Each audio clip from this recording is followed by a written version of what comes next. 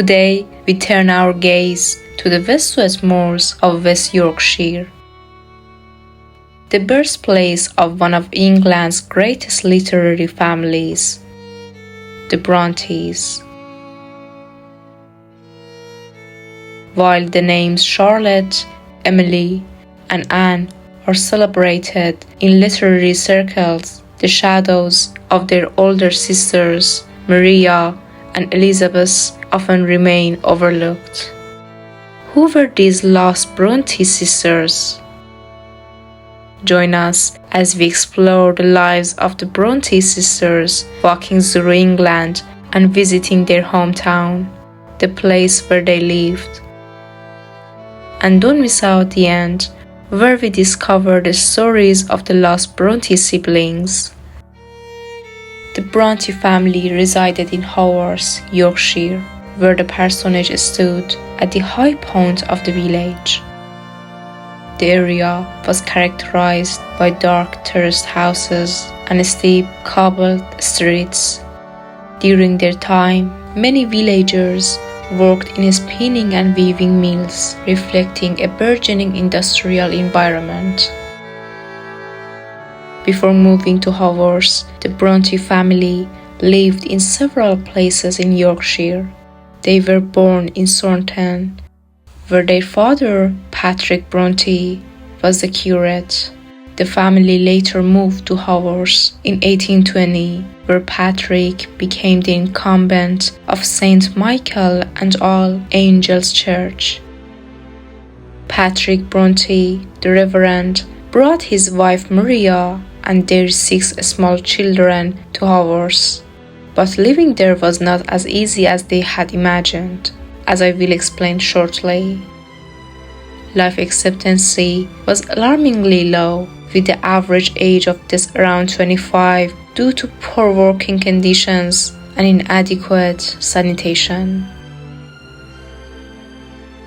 The lack of sewers contributed to a contaminated water supply, which had dire effects on the health of the community. Maria Brontë's health declined significantly after the family moved to Haworth, and she tragically died in 1821. Her absence left a void, and Patrick struggled to cope with raising 6 children alone, leading to a heightened sense of loss and responsibility among the siblings. After the death of his wife, he became even more withdrawn, often eating alone and appearing distant. His strictness reflected Victorian ideals, and while he loved his children, his behavior created a challenging home environment. Brontë sisters grew up alongside their brother Branwell. The bond between the Brontë siblings, Charlotte, Emily, Anne, Maria, and Branwell, was a profound influence on their lives and literary careers. Growing up in Haworth, they formed a close-knit unit that provided companionship and support, especially after losing their mother in childhood. However, the death of their mother was just the beginning of their tragedies in their lives in England. In 1824, Charlotte and her sisters Maria, named after their mother, Elizabeth, and Emily were sent from their parish to live with their father and an aunt at a school for clergymen's daughters in Lancashire. Tragically, Maria and Elizabeth became seriously ill and died of tuberculosis there, while Charlotte and Emily returned home. It is widely accepted among literary critics that Charlotte Brontë based the law school in the early parts of the Jane Eyre on her own experiences at that time. She blamed the poor conditions at the school for the deaths of her 2 sisters. Charlotte, Emily, and Anne received little formal education after the tragic events at the school and grew up with their brother Branwell, creating a fantasy world called Angria. They performed plays, told the stories, and created journals and magazines about this dreamy realm. Anne and Emily, who had a very close relationship during their short lives, created another fantasy world called Gandalf, which consisted of 4 kingdoms. Emily is perhaps the most imaginative of the Brontes, so it is not surprising that she was very interested in creating and taking refuge in fantasy world. They were inspired by toy soldiers their father brought home, which led them to create imaginary worlds filled with heroic characters. This early play fueled their imagination and storytelling skills, but were toys and imagination truly their only sources of inspiration? The siblings began writing stories in tiny books, developing their literary talents and creating a unique form of literature that reflected their experiences and fantasies. The children were avid readers and were influenced by popular magazines and natural history books, which expanded their horizons and fed their imaginations. Their writings was a way to escape the often bleak realities of their lives, and they took great care in crafting their stories reflecting both intellect and discretion. The grim realities of life in Haworth, including the sight of graves accumulating in the nearby graveyard, profoundly shaped the sisters' perspectives and themes in their writings. Their works often reflect on struggles and tragedies faced by individuals in harsh, unforgiving environment. Although the Brontë sisters loved their brother Branwell dearly, he caused them many problems. Born on June 26, 1817, Branwell was the only brother among the Brontë siblings and was initially accepted to be the one to provide for his sisters with high hopes for his future. He showed promise as an artist and had ambitions to study painting at the Royal Academy in London. However, his career did not progress as hoped, as he struggled with personal issues that hindered his artistic pursuits, which I will detail shortly. Branwell caused trouble for everyone around him, but most of all for himself. He considered himself an artist and poet, but his efforts proved fruitless. This sense of failure undoubtedly contributed to his addiction to alcohol and opium. Branwell, an alcoholic and possibly an opium addict, was a failed poet who could not hold down a job. His struggles not only affected his well-being but also brought shame and distress to the Brontë family. Branwell died on September 24, 1848, at the age of 31, after a series of self-destructive behaviors. His death was a significant loss for his sisters, compounding their existing grief from the earlier losses of their mother and 2 sisters. Anne, the protagonist of the 10th of Wildfell Hall, was partially based on her brother. All the novels about the Brontë sisters are available on the Literary Lane Telegram channel. The link is in the description. But among the sisters, who were the cream of the crop? Charlotte discovered Emily's poems in the mid-1840s and sought a publisher for a collection that included her own work and that of her sisters. To navigate the male-dominated literary world of the 19th century, they adopted the pseudonyms Currer, Ellis, and Acton Bell. The choice reflected societal norms, as female authors often faced prejudice and skepticism. By using male identities, the sisters aimed to sidestep biases against their gender, allowing them to express their creativity more freely.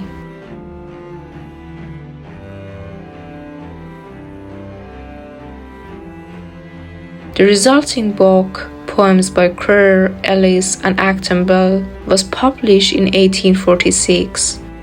Although it received positive reviews, sales were disappointing, with only 2 copies sold.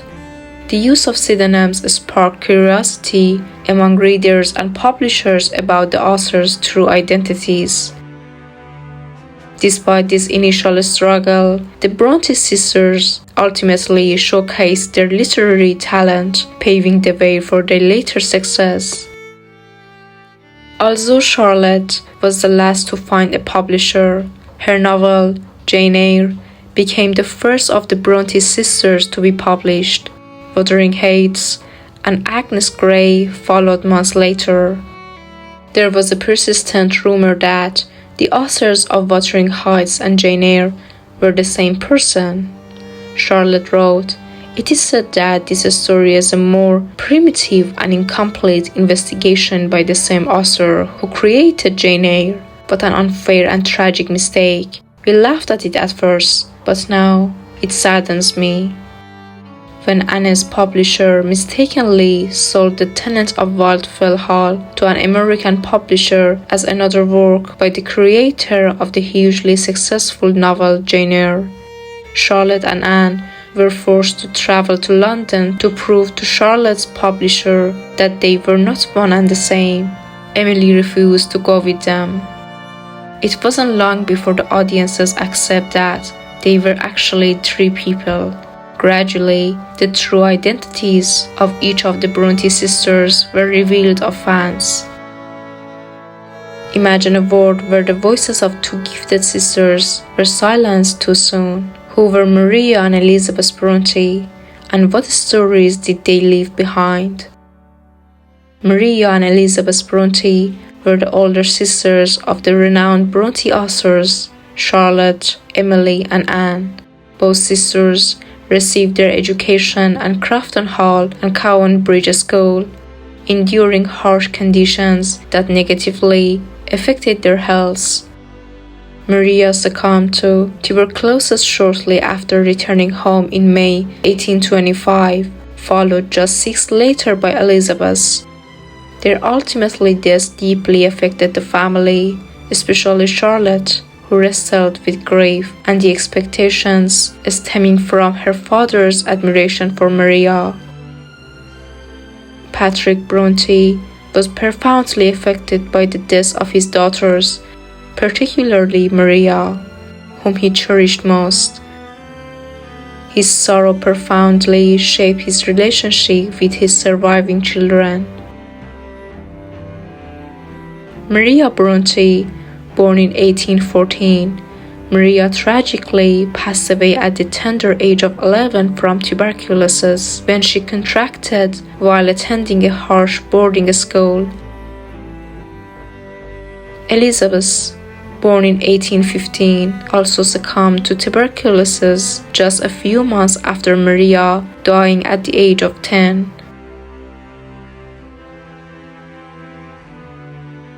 The loss of Maria and Elizabeth significantly impacted their father Patrick Brontë as well as their surviving siblings. This early death cast a shadow of tragedy over the Brontë household, profoundly influencing the emotional landscape of Charlotte, Emily, and Anne. Although Maria and Elizabeth did not have the opportunity to write their own stories, their lives and untimely deaths indelibly shaped the experiences and writings of their surviving sisters. But what are these masterpieces that everyone has read or, at the very least, knows about? Charlotte Brontë, Jane Eyre. This novel follows the life of an orphan girl, Jane, who faced hardships and injustices. It explores the theme of independence, morality, and the quest of self-identity. The character of Mr. Rochester, Jane's employer, adds complexities to the narrative as their relationship evolves amid societal constraints. Emily Brontë, Wuthering Heights. Known for its dark and passionate portrayal of love and revenge, This novel tells the story of Heathcliff and Catherine Earnshaw, their tumultuous relationship, marked by obsession and societal rejection, challenged conventional notions of love and morality in literature.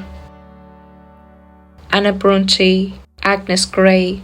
Drawn from her experiences as a governess, Anne's novel examines the struggles and isolation faced by women in her position.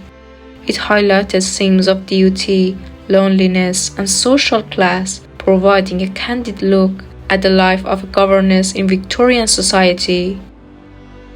We are reading part of this book together now.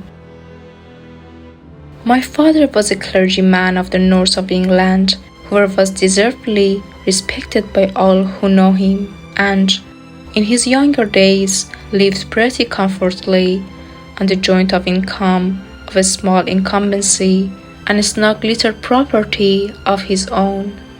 My mother, who married him against the wishes of her friends, was a squire's daughter and a woman of spirit. In vain it was represented to her that if she became the poor person's wife, she must relinquish her carriage and her lady's maid, and all the luxurious and elegancies of affluence, which to her were little less than the necessaries of life. The carriage and a lady maid were great conveniences, but thanks heaven, she had feet to carry her, and hands to minister to her own necessities. An elegant house and spacious grounds were not to be despised. But she would rather live in a cottage with Richard Grey than a place with any other man in the world. While Charlotte's Jane Eyre achieved immediate success, Emily's Wuthering Heights initially shocked readers with its raw intensity and was met with mixed reviews. Anne's Agnes Grey received less attention, but is notably for its autobiographical elements and social critique. We are excited to dive into the world of the Brontë sisters. Which of their books would you love to see analyzed on our channel? Share your thoughts in the comments below. We can't wait to hear from you. And all the Brontes died tragically at a young age. Branwell Brontë passed away in September 1848 at the age of 31. The official cause of death was malnutrition and chronic bronchitis, a form of tuberculosis. Heavy drinking and drug abuse undoubtedly exacerbated his deteriorating condition. Emily, who caught a cold at her brother's funeral, succumbed to his tuberculosis about 3 months later at the age of 30. Anne also died of the same disease at the age of 29 in May 1849. In 1855, Charlotte married Arthur Bell Nicholas and became pregnant. However, her happiness was short-lived as she suffered from severe morning sickness, which ultimately led to her death from dehydration and exhaustion due to complications from pregnancy shortly before her 39th birthday. Their father, Patrick Brontë, outlived all 6 of his children. Charlotte's death occurred just a few years after passing of her sisters, Emily and Anne, from tuberculosis. The rapid succession of losses left both her father, Patrick Brontë, and the literary world in shock. The tragic endings of the Brontë siblings underscore the themes of loss that pervades their works. Charlotte's untimely death at 38 marked the end of a remarkable literary family, leaving behind a legacy of profound literature shaped by their life experiences and tragedies. In our next video, we explore 10 fascinating facts about Charlotte Brontë, the last surviving member of the Brontë family and undoubtedly the most brilliant among them. Until then, Take care and see you soon.